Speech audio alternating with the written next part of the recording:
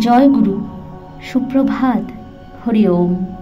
ওম অখণ্ড সংহিতা বা অখণ্ড মণ্ডলেশ্বর শ্রী শ্রীমৎ স্বামী স্বরূপানন্দ পরমহংসদেবের অমৃতময় উপদেশবাণী, পঞ্চম খণ্ড।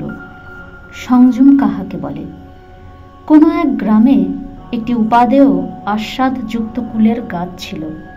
একটি তরুণ তাপস গিয়ে সেই কুল গাছের নিচে দাঁড়ালেন। দাঁড়াতেই তাঁর জিভ জলসিক্ত হয়ে উঠল। গাছের মালিক তাপসকে বললেন, কুল খাবেন?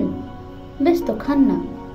তাপস দেখলেন খেলে কুল এখনই খাওয়া যায়, কিন্তু খাওয়াটার প্রেরণা প্রয়োজন বুদ্ধি থেকে আসেনি, এসেছে লোভ থেকে। অতএব গাছের মালিক খেতে দিলে কি হয়? আমার খাওয়া উচিত নয়।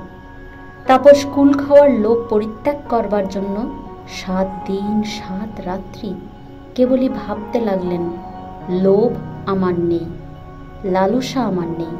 প্রতি মুহূর্তে আমার মন থেকে লালসার পূর্ব সংস্কার নিশ্চিহ্ন হয়ে মুছে যাচ্ছে। আমি প্রতি মুহূর্তে লোভ জয়ী, লালসা জয়ী হচ্ছি।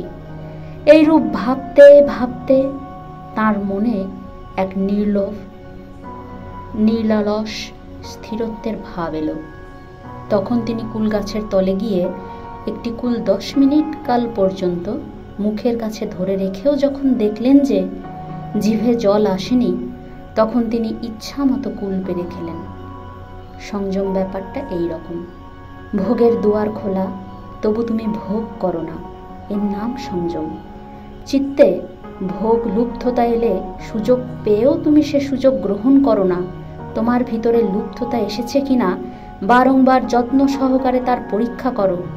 মনের লুব্ধতাকে দমন করার জন্য দিনের পর দিন অবিশ্রাম সংকল্প পরিচালিত করো। সৎ চিন্তা, স্বাধ্যায় ও সাধুসঙ্গের দ্বারা ভোগের অস্থায়িত্ব উপলব্ধি করতে চেষ্টা করো এবং যখন প্রয়োজন একমাত্র কর্তব্যবোধেই ভোগ করো। এরই নাম সংযম। হরি ওম।